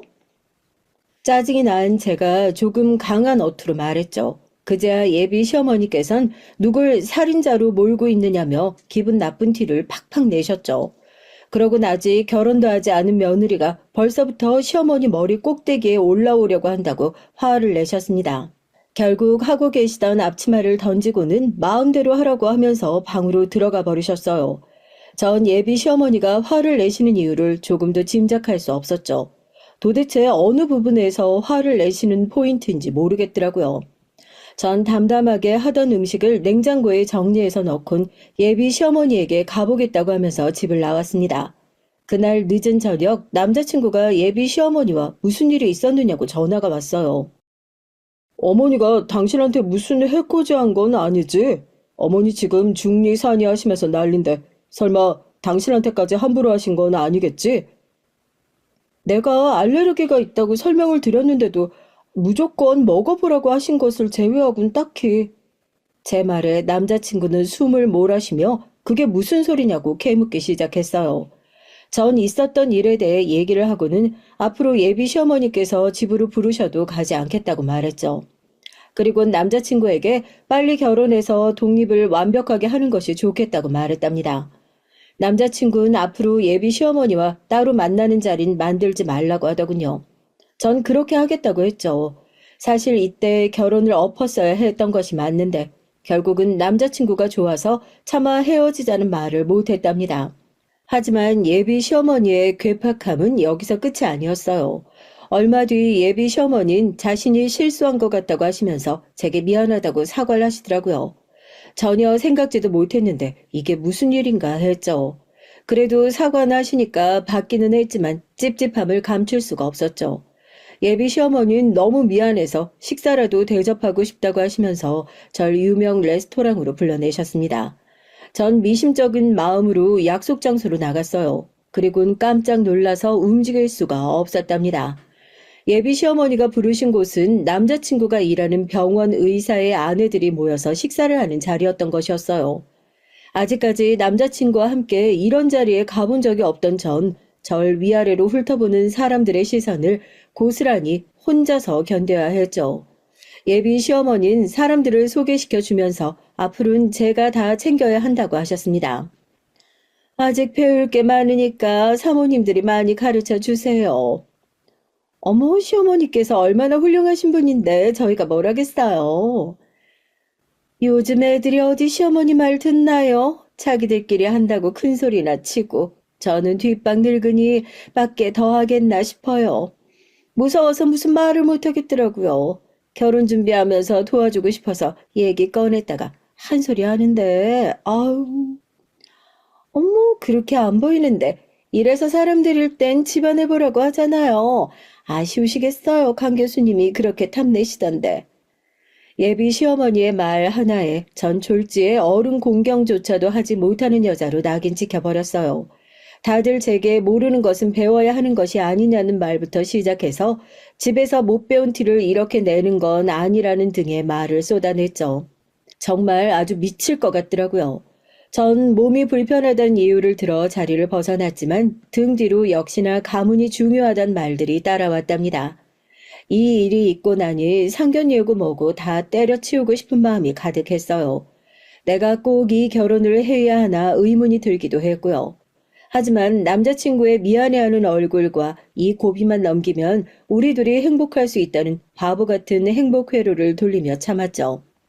저와 남자친구는 상견례 장소를 저희 사촌 언니가 운영하고 있는 한정식으로 예약을 했어요. 지금 예약을 해도 3개월은 기다려야 한다고 할 정도로 유명한 곳이었지만 혈연 찬스로 취소된 자리로 들어갈 수 있었죠. 그런데 예비 시어머니께서 급이 맞지 않다고 하시면서 호텔 레스토랑으로 바꾸라고 하시더라고요. 어머니, 그 한식당도 대기 명단이 한참인 곳이에요.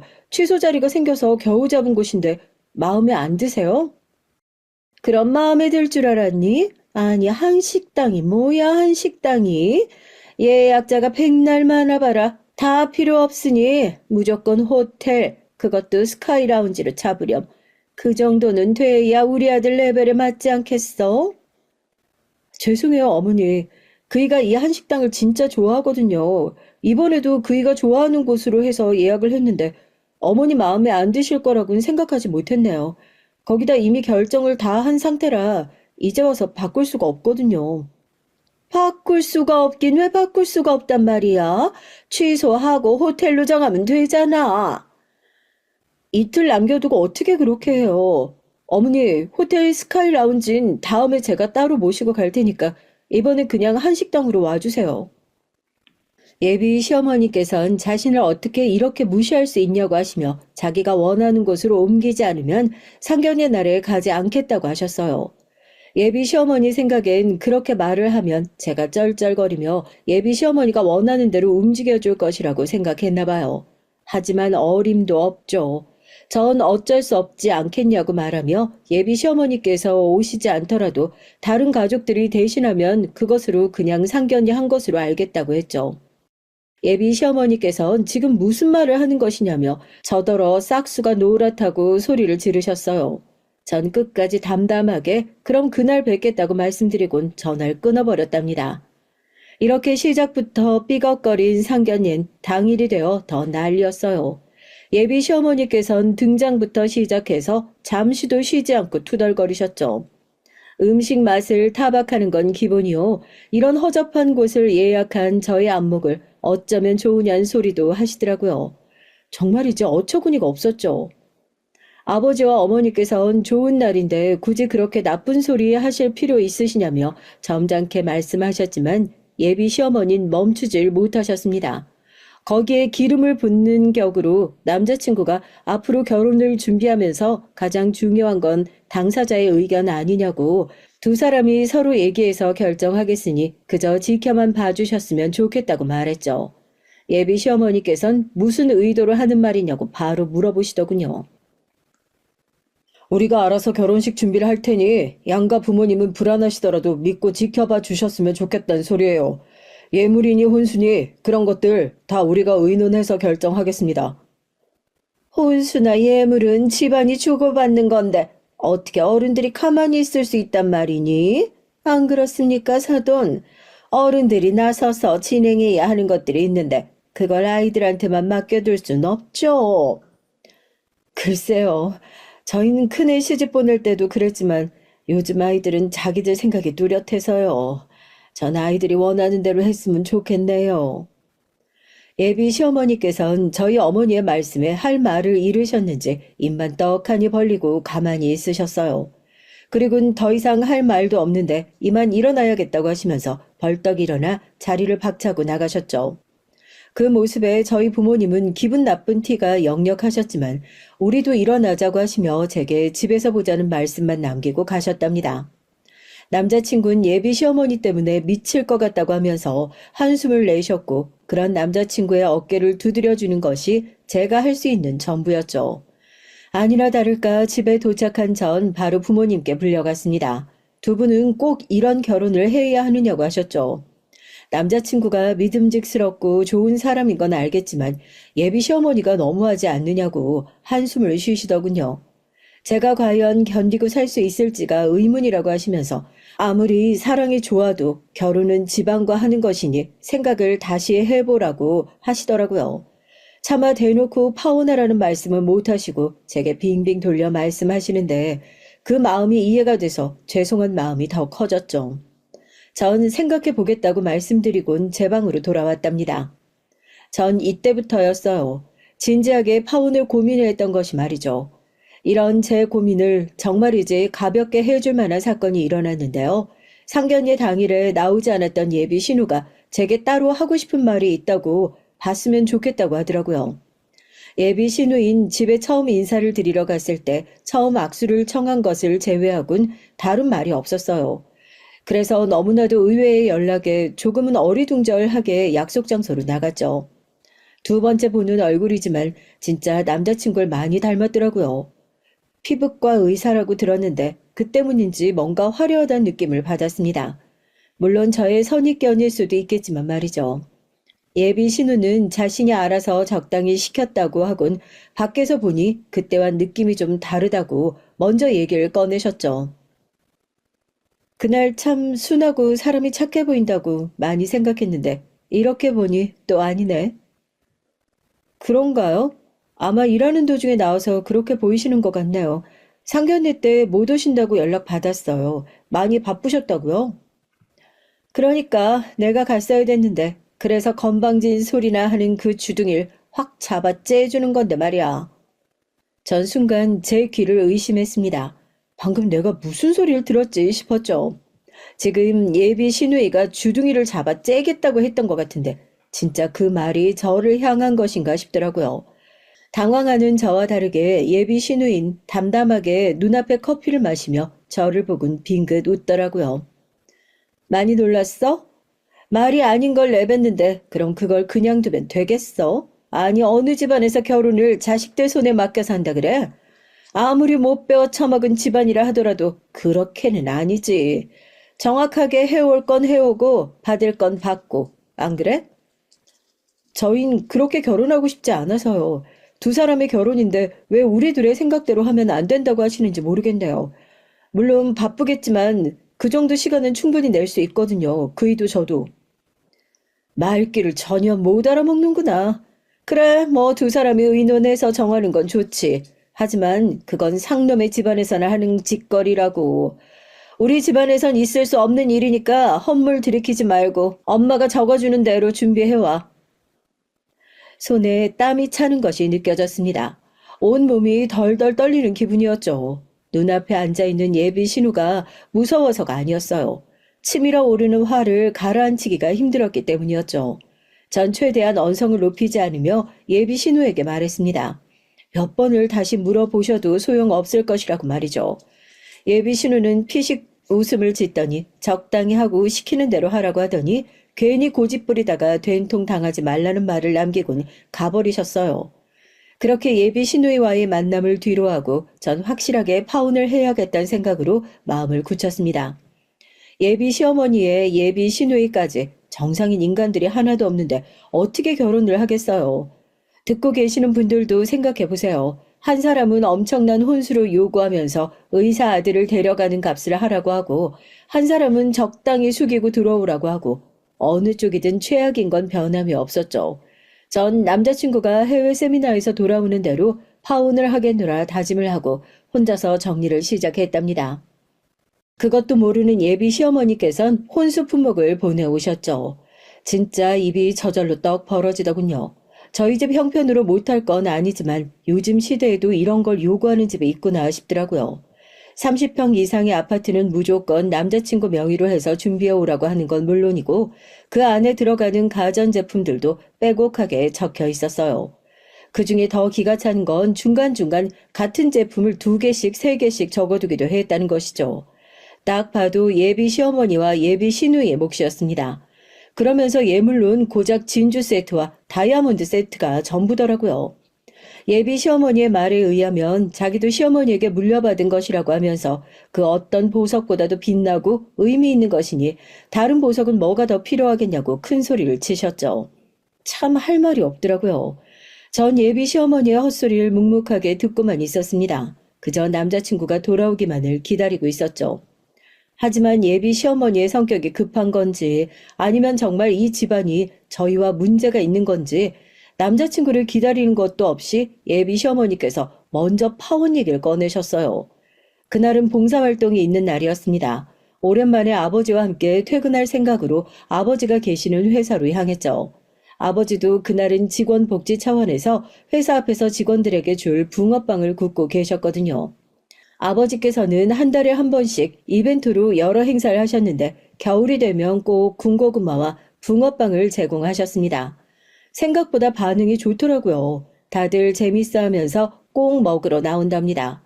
물론 회사 사장이 건물 앞에서 그런 짓을 하고 있다는데 편하게 있을 수 있는 사원이 어디 있냐고 하실 수도 있겠죠. 처음엔 다들 어색해 했거든요. 하지만 해마다 이어져 오다 보니 이젠 그날을 기다리기도 한답니다. 전 아버지를 찾아 회사 건물 앞으로 향하는데 사람들이 모여있는 것이 보였어요. 역시나 오늘도 인기 폭발이시구나 했는데 웅성거림이 평소와는 좀 다르더라고요. 그리고 점점 가까이 다가가자 새된 목소리가 들려왔습니다. 예비 시어머니였어요. 전 허둥지둥 사람들을 비집고 들어가 맨 앞으로 향했죠. 거기엔 붕어빵을 굽고 계시는 아버지와 소리를 지르는 예비 시어머니가 대치 중에 있었습니다. 그 곁으로는 직원들이 줄을 서 있었고요. 다들 이게 무슨 상황이야 하는 눈빛으로 자기들끼리 시선을 교환하고 있었어요. 그러다 저를 발견한 사람들이 반갑게 눈인사를 했지만 전 그럴 정신이 아니었답니다. 아버지, 이게 무슨 일이에요? 어머니는 여기를 어떻게 알고 오셨고요? 나 원참 고작 붕어빵이나 파는 주제 뭐 사업을 해? 그래, 붕어빵 사업도 사업이겠지. 우리 집안은 뭘로 보고 이렇게 감쪽같이 속일 생각을 해? 이 결혼 죽어도 못 시키니까 당장 엎어. 어머니께서 오해하시는 것 같은데요. 전 예비 시어머니에게 다가가 무슨 일인지 설명을 드리려고 했어요. 그런데 다짜고짜 예비 시어머니께서 제 뺨을 때리시는 것이 아니겠어요? 큰 소리가 울리고 입안에선 씁쓸한 피맛이 느껴졌습니다. 붕어빵을 굽고 계시던 아버지께선 들고 계시던 것을 바닥으로 내팽개 치시곤 예비 시어머니 앞에 서서 이게 무슨 짓이냐고 소리를 지르셨어요. 예비 시어머니는 저를 때리신 것으로는 분이 풀리지 않으시는지 들고 있던 가방을 들어 절 때리려고 하셨고 아버지께서는 큰 소리로 그만두라고 호통을 치셨어요. 그 소리가 어찌나 큰지 예비 시어머니께서도 겁을 먹고 그 자리에서 아무것도 하지 못하시더군요. 아버지께서는 지금 누구에게 손을 대고 있냐며 화를 내셨고요. 감히 이것들이 짜고 우리 집안을 속여? 내가 이 잡것들 하나도 빠짐없이 다 고소할 테니까 각오해. 내가 결혼 사기로 교도소에 쳐넣어버릴 테니까. 제가 뭘 속였는데요? 제가 무슨 사기를 했는데요? 몰라서 물어? 사업을 한다는 집이 고작 붕어빵이야? 내가 집안이 마음에 안 들어도 그나마 사업한다고 해서 참고 받아줬는데 고작 하는 사업이 붕어빵? 장난해? 누가 그래요? 저희 아버지가 붕어빵 장사하신다고? 여기 떡하니 증거가 있는데 무슨 소리야? 우리 아들이 착해서 너 따위 년에 새치여에 이리저리 휘둘렸는지 몰라도 나는 아니다. 내가 다 봤는데. 아주머니. 뭐? 아주머니. 지금 너 뭐라고 했니? 파혼한다면서요. 파혼하는 마당에 그럼 아주머니라고 부르지 뭐라고 부르겠어요? 아주머니 귓구멍 열고 똑바로 들으세요. 여기 서 있는 직원들 중에 아무나 붙들고 물어보세요. 저희 아버지가 뭐 하시는 분인지. 예비 시어머니는 제가 당당하게 사람들을 가리키며 물어보라고 하자 한 걸음 뒤로 물러서곤 자신이 왜 그래야 하느냐고 물었죠. 저는 가장 가까이 있는 분을 붙들고 저희 아버지가 무슨 일을 하시느냐고 물었어요. 그 직원은 재밌다는 얼굴로 우리 회사 사장님이라고 대답했답니다. 또 다른 사람을 붙들고 같은 질문을 했더니 이번엔 이 건물 주인이라고 대답을 했죠. 직원들 대답이 이어지자 예비 시어머니의 얼굴은 하얗게 질려가기 시작했어요. 이런 상황을 상상해보지 않았겠죠. 전 그런 예비 시어머니에게 제대로 한 방을 날려줘야겠다 싶더라고요. 오늘 회사 복지 이벤트 하는 날로 아버지께서 직원들에게 붕어빵 구워주는 행사하시는 날이거든요. 그뿐인 줄 아세요? 동네 사람들도 와서 편하게 먹으라고 공짜로 나눠주고 계신답니다. 아주머님 봉사활동 이런 거 해본 적이 없어서 모르겠지만 우리 아버지가 지금 그걸 하고 계신다고요. 이 말이에요. 아시겠어요? 그럼 이 건물이 전부? 이 건물만 저희 아버지 것이겠어요? 아주머니 딸이 운영하고 있는 피부과 그 병원 건물도 우리 집안 작품인데 왜요? 더 얘기해줘요? 제 말이 이어지면 이어질수록 예비 시어머니의 얼굴은 사색이 되어갔어요. 그리고 예비 시누이의 병원이 아버지의 건물이란 얘기 앞에선 휘청거리더니 바닥으로 주저앉더군요. 전 그런 예비 시어머니를 위해서 내려다보며 사람이 마음을 곱게 써야 하는 것이라고 말했어요. 가진 것이 많을수록 베풀고 살아야 하며 상대방을 존중하는 자세가 필요하다는 말을 했죠. 하지만 예비 시어머니의 귀엔 아무것도 들리지 않는 것 같았습니다. 전 아버지의 팔짱을 끼곤 오늘은 붕어빵 장사를 그만 접는 것이 어떻겠냐고 말했죠. 아버지께선 잔뜩 굳은 얼굴로 가만히 제 팔과 널브러진 예비 시어머니를 바라보시더니 고개를 끄덕이셨어요. 그때였죠. 언제 일어나신 것인지 예비 시어머니가 제 팔을 덥석 붙들곤 얘기를 하자고 하더군요. 전 팔을 빼내며 할 말도 들을 말도 없으니 이만 가시라고 했어요. 하지만 예비 시어머니께선 잠깐이면 된다고 얘기를 좀 하자고 하더라고요. 아버지께서 그런 예비 시어머니의 팔을 뿌리치며 당장 자신의 딸에게 손을 떼라고 말씀하셨어요. 그러자 놀라운 일이 벌어졌죠. 그렇게 뻣뻣하던 예비 시어머니께서 저희 아버지 앞에 무릎을 꿇고는 자신이 큰 실수를 했으니 한 번만 너그럽게 봐달라고 하는 것이 아니겠어요? 전혀 생각지도 못한 전개에 전 할 말을 잃고 예비 시어머니를 바라봤습니다. 갑자기 무릎을 꿇다니요. 그것도 많은 사람들이 보는 앞에서 말이죠. 제가 사람을 몰라보고 함부로 말했네요. 정말 죄송합니다. 사돈, 너그럽게 한 번만 용서해 주시면 안 되겠습니까? 제가 말 실수를 많이 하긴 했지만 아이들 서로 좋다고 하고 많이 아끼고 있다는 거 잘 압니다. 그러니까 딱 한 번만 눈 감고 받아주시면 안 되겠습니까? 여기서 이런다고 상황이 달라질 것 같아? 사람 많은 곳에서 이렇게 넙죽 엎드리면 내가 못 이기는 척 넘어갈 것 같으냐고? 그랬다면 사람 잘못 봤어. 난 내 자식이 내 체면보다도 중요한 사람이야. 내 귀한 자식 그따위 집구석엔 절대 못 보내니까 허튼 생각하지 말고 돌아가. 아버지께선 예비 시어머니의 눈물 앞에서도 단호하게 거절하셨습니다. 솔직히 전 마음이 좀 흔들렸거든요. 나이도 있으신 분이 이렇게 사과를 하신다는 것이 쉬운 일이 아니잖아요. 자존심 다 내팽개친 것이나 다름없는데 싶어서 마음이 흔들렸죠. 하지만 아버진 다르셨습니다. 그리고 놀랍게도 아버지의 생각은 적중하셨어요. 아버지의 말이 끝나자 예비 시어머니가 무릎을 툭툭 털고 일어나시더니 언제 눈물을 보였냐 싶은 얼굴로 어차피 저와 남자친구는 결혼할 텐데 이렇게 뻣뻣하게 나올 필요가 있겠냐고 했죠. 누가 그래요? 우리가 결혼한다고? 아주머니, 당신이 말했잖아요. 파혼. 그래봤자 우리 아들 아니면 안 된다고 하면서 다시 돌아올 게 뻔한데 우리 아들 같은 남자가 어딨다고 그래? 너희 같은 졸부집에서 우리 아들 같은 사위 없는 게 쉬운 일인 줄 알아? 우리 딸 같은 며느리도 쉽지 않지. 앞으로 다시 볼 일은 없을 테니 이만 끝내지. 여기서 더 하면 내가 어떻게 나올지 나도 모르겠으니까. 아버지의 경고가 제대로 먹히긴 했는지 예비 시어머니가 깜짝 놀라며 허둥지둥 자리를 벗어났습니다. 정말 이제 징글징글한 사람이구나 싶었어요. 남자친구는 세미나에서 돌아오자마자 저를 찾아왔습니다. 아무래도 얘기를 다 들은 모양이었어요. 집 앞까지 찾아온 남자친구는 한참을 가만히 있더라고요. 저 역시도 남자친구의 말을 기다리며 발끝만 보고 있었고요.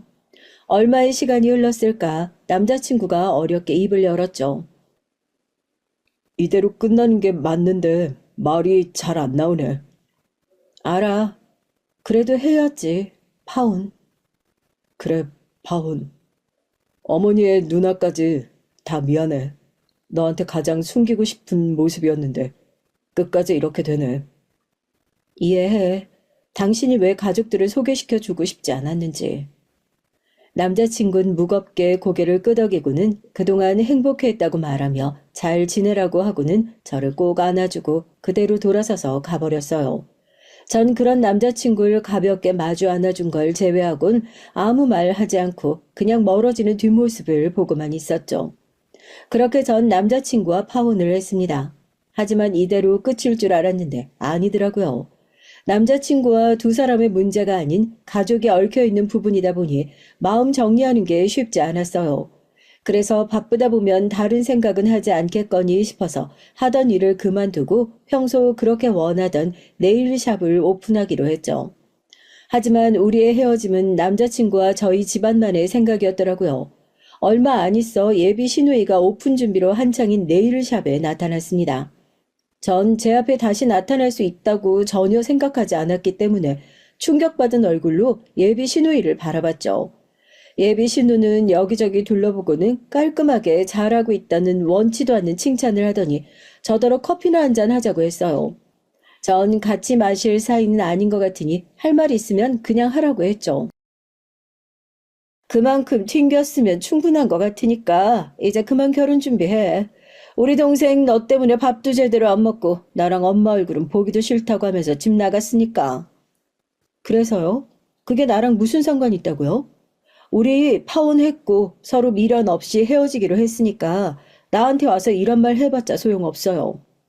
야, 적당히 튕기란 말 못 알아들어? 우리 엄마가 사과했다며. 사과했으면 끝난 문제 아니야? 그러게 누가 오해하도록 행동하래? 누구든 그 상황에선 우리 엄마처럼 생각할 수 있잖아. 그럼에도 우리 엄마가 숙이고 들어갔으면 너도 정도껏 하라고. 시어머니 이겨먹어서 좋을 건 뭐 있다고. 그리고 듣자하니 우리 건물 주인이 사돈 어른이라며? 나 이제 월세 안 낸다.